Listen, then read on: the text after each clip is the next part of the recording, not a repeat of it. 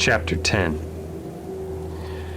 Many people will probably judge us callous as well as mad for thinking about the Northwood Tunnel and the abyss so soon after our somber discovery, and I am not prepared to say that we would have immediately revived such thoughts but for a specific circumstance which broke in upon us and set up a whole new train of speculations.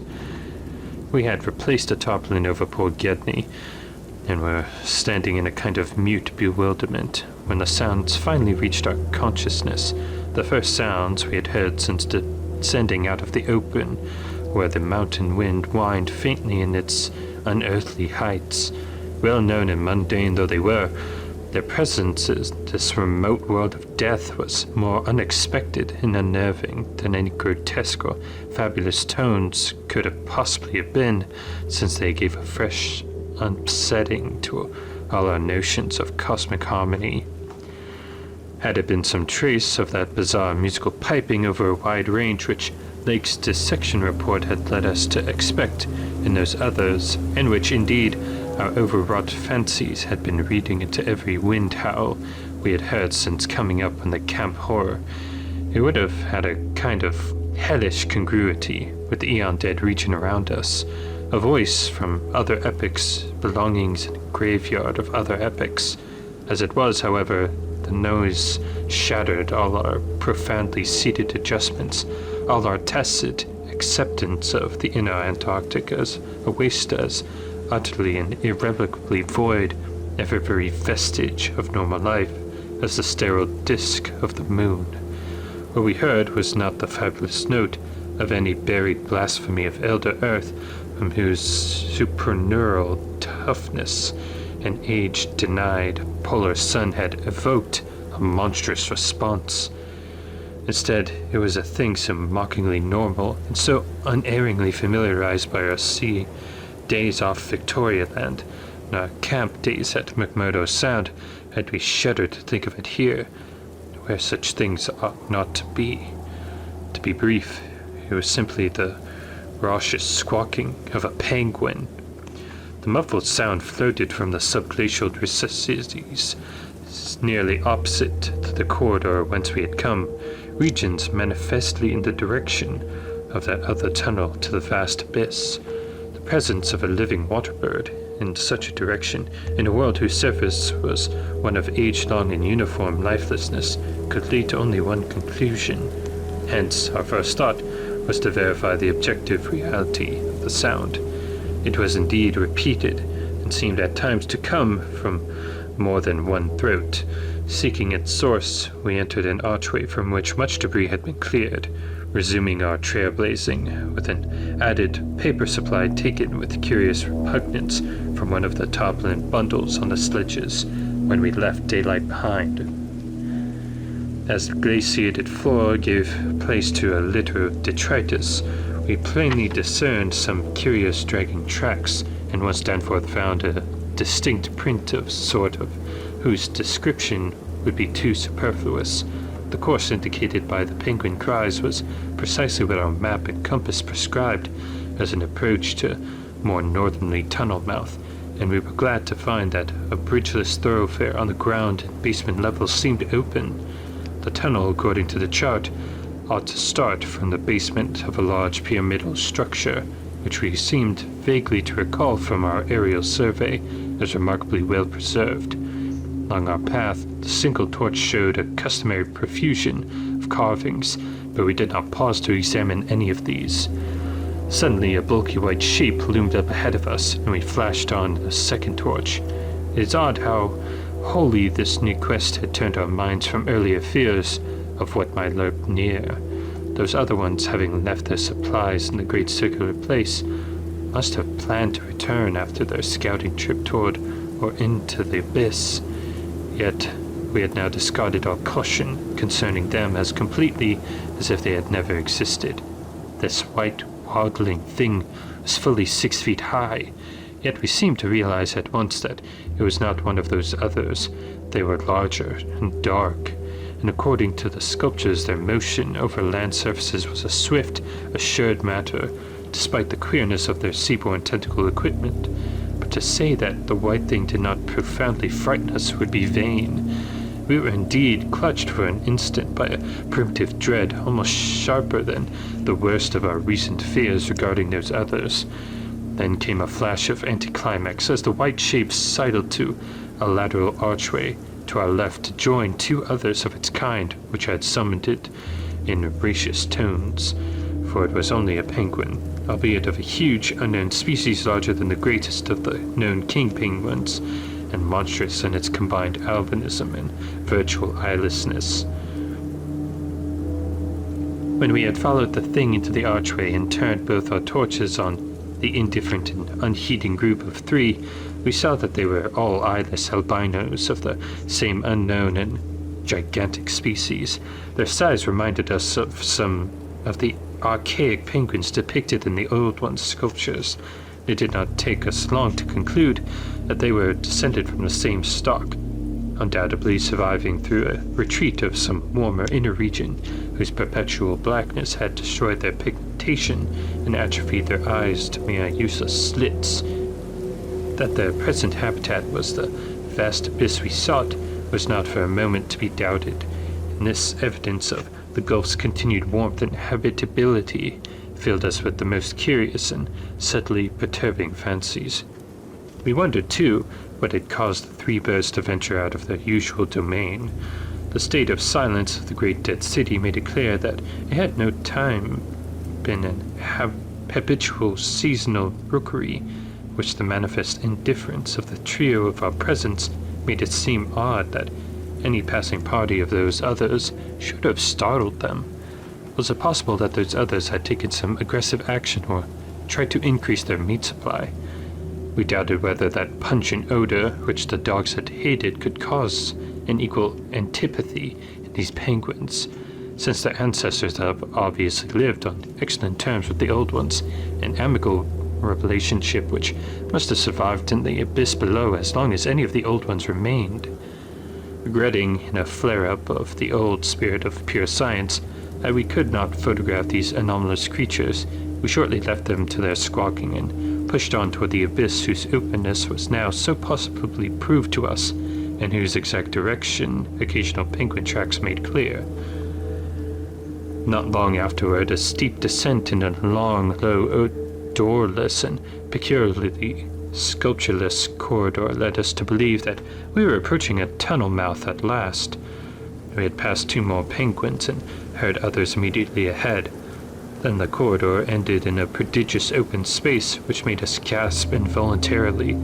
A perfect inverted hemisphere, obviously deep underground, fully 100 feet in diameter and 50 feet high, with low archways opening all parts of the circumference but one, and that one yawning cavernously with a large black arched aperture which broke the symmetry of the vault into a height of nearly 15 feet.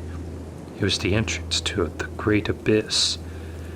In this vast hemisphere, whose concave roof was impressively through decadently carved to a likeness of the primordial celestial dome, a few albino penguins waddled, aliens there, but indifferent and unseeing. The black tunnel yawned indefinitely off at the steep descending grade, its aperture adorned with grotesquely chiseled jabs and lintel. From that cryptical mouth we fancied a current of slightly warmer air, and perhaps even a suspicion of vapor proceeded, and we wondered what living entities other than penguins at the limitless void below, and the continuous honeycombings of the land and the Titan mountains might conceal. We wondered, too, whether the trace of mountaintop smoke at the first suspected by Poor Lake, as well as the odd haze we ourselves perceived around the rampart-crowned peak, might not be caused by the tortuous channeling rising of some vapor from the unfathomed regions of the Earth's core. Entering the tunnel, we saw that its outline was, at least at the start, about 15 feet each way, sides, floor, and arched roof, composed of the usual methodic masonry. The sides were sparsely decorated with cartouches of conventional designs in a late decadent style, and all the construction and carving were marvelously well preserved. The floor was quite clear, except for the slight detritus bearing ongoing penguin tracks and the inward tracks of those others. The farther one advanced, the warmer it began, so that we were soon unbuttoning our heavy garments. We wondered whether there were any actual igneous manifestations below, and whether the waters of that sunless sea were hot. After a short distance, the masonry gave place to solid rock, though the tunnel kept the same proportions and presented the same aspect of carved regularity. Occasionally, its varying grade became so steep that grooves were cut in the floor. Several times we noted the mouths of small lateral galleries were not recorded in our diagrams, none of them as such as to contemplate the problem of our return, and all of them welcome as possible refuges in case we met unwelcome entities on their way back from the abyss. The nameless scent of such things was very distinct. Doubtless it was suicidally foolish to venture into that tunnel under the known conditions, but the lure of the unplumbed is stronger in certain persons than most suspect. Indeed, it was such a lure which had brought us to this unearthly polar waste in this first place. We saw several penguins as we passed along, and speculated on the distance we would have to traverse. The carvings had led us to expect a steep downhill walk about a mile into the abyss, but our previous wanderings had showed us that matters of scale were not wholly to be depended on. After about a quarter of a mile, that nameless scent became greatly accentuated, and we kept a very careful track of the various lateral openings we passed. There was no visible vapor at the mouth, but this was doubtless due to the lack of contrasting cooler air. The temperature was rapidly ascending, and we were not surprised to come upon a careless heap of materials shudderingly familiar to us. It was composed of furs and tent cloth taken from Lake's camp, and we did not pause to study the bizarre forms into which the fabrics had been slashed. Slightly beyond this point, we noticed a decided increase in the size and number of side galleries, and concluded that the densely honeycombed region beneath the higher foothills must now have been reached. The nameless scent was now curiously mixed with another, a scarcely less offensive odor, of what nature we could not guess, though we thought of decaying organisms and perhaps unknown subterranean fungi. Then came to a startling expansion of the tunnel for which carvings had not prepared us, a broadening and rising into a lofty, natural-looking elliptical cavern, which a level floor some 75 feet long and 50 broad, and with many immense side passages leading away into cryptical darkness. Though this cavern was natural in appearance, an inspection on both torches suggested that it had been formed by the artificial destruction of several walls between adjacent honeycombings. The walls were rough, and the high-vaulted roof was thick with stalactites, but the solid rock floor had been smoothed off. It was free from all debris, detritus, or even dust in a positively abnormal extent. Except for the avenue through which we come, this was true of all the floors of all great galleries open off from it, and the singularity of the condition was such as to set us vainly puzzling. The curious new factor which had supplemented the nameless scent was excessively pungent here, so much so that it destroyed all trace of the others. Something about this whole place, with its polished and almost glistening floor, struck us as more vaguely baffling and horrible than any of the monstrous things we had previously encountered. The regularity of the passage immediately ahead, as well as the larger proportion of penguin droppings there, prevented all confusion as to the right course amidst this plethora of equally great cave mouths. Nevertheless, we resolved to resume our paper trailblazing, if any further complexity should develop, for dust tracks, of course, could no longer be expected. Upon resuming our direct progress, we cast a beam of torchlight over the tunnel walls, and stopped short in amazement of the supremely radical change which had come over the carvings in this part of the passage. We realized, of course, the great decadence of the old one's sculpture at the time of the tunneling, and had indeed noticed the inferior workmanship of the arabesques in the stretches behind us. But now, in this deeper section beyond the cavern, there was a sudden difference wholly transcending explanation, a difference in basic nature as well as in mere quality, improving involving so profound and calamitous a degradation of skill that nothing in the hitherto observed rate of decline could have led one to expect it.